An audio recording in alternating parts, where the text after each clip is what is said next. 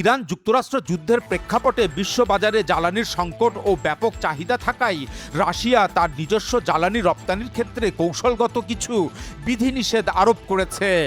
গত 1 এপ্রিল থেকে রাশিয়া সব ধরনের পেট্রোল রপ্তানির উপর 4 মাসের জন্য সম্পূর্ণ নিষেধাজ্ঞা জারি করেছে।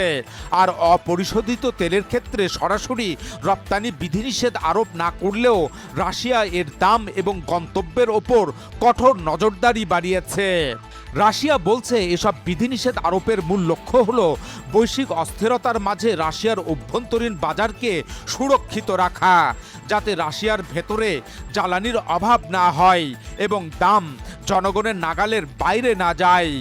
কিন্তু এর আড়ালে আসলে রাশিয়া এই জ্বালানি সংকটকে ব্যবহার করে বিশ্বে তার প্রভাব বিস্তার ও নিয়ন্ত্রণ আরোপ করতে চাচ্ছে। এই লক্ষ্য পূরণে রাশিয়া তার অবন্ধু দেশ বনাম বন্ধু দেশ এভাবে দুটি তালিকা তৈরি করেছে। অবন্ধু দেশের সেই তালিকায় রয়েছে যুক্তরাষ্ট্র, ইউরোপীয় ইউনিয়নের বেশ কিছু দেশ, ব্রিটেন, জাপান, দক্ষিণ কোরিয়া, কানাডা এবং অস্ট্রেলিয়া।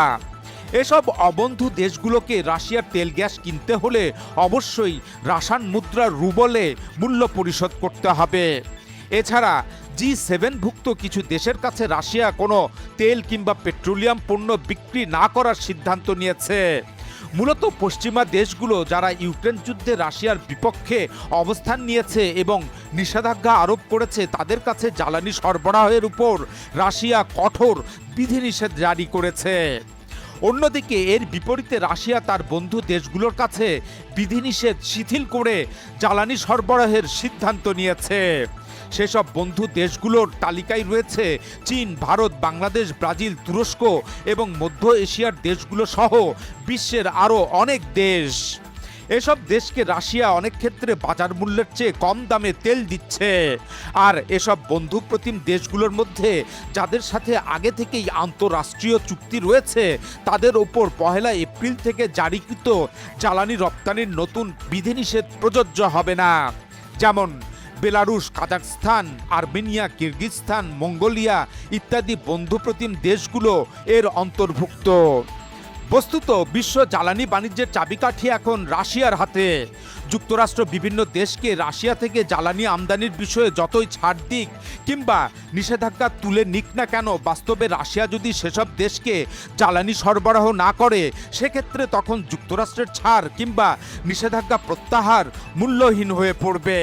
অর্থাৎ রাশিয়া জ্বালানি সরবরাহ না করলে মার্কিন নিষেধাজ্ঞা প্রত্যাহারে দেশগুলোর কোনো লাভ হবে না। তাই কোনো দেশের জন্য মুখ্য বিষয় হলো আগে রাশিয়ার সাথে জ্বালানি সরবরাহের চুক্তি করা অথবা রাশিয়ার গুড বুকে থাকা। এরপর মার্কিন নিষেধাজ্ঞা ছাড় আদায়ের প্রশ্ন আসবে।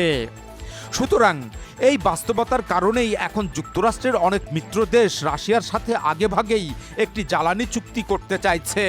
যেমন দক্ষিণ কোরিয়া, জাপান, অস্ট্রেলিয়া এরা রাশিয়ার অপরিশোধিত তেল কেনার জন্য প্রস্তুতি নিচ্ছে। এই 3 দেশ মূলত পশ্চিমা দেশগুলোর মিত্র হিসাবে পরিচিত এবং এরা 2022 সালে ইউক্রেন যুদ্ধ শুরুর পর রাশিয়ার উপর নিষেধাজ্ঞা আরোপের একনিষ্ঠ সমর্থক ছিল। অথচ এখন তারাই রাশিয়ার সাথে জ্বালানি সংগ্রহের জন্য চুক্তি করার দিকে ধাবিত হচ্ছে। যুক্তরাষ্ট্রের অপর 3 মিত্র দেশ ফিলিপাইন, থাইল্যান্ড এবং ভিয়েতনামও জ্বালানি সংগ্রহের জন্য রাশিয়ার সাথে চুক্তি করতে যাচ্ছে।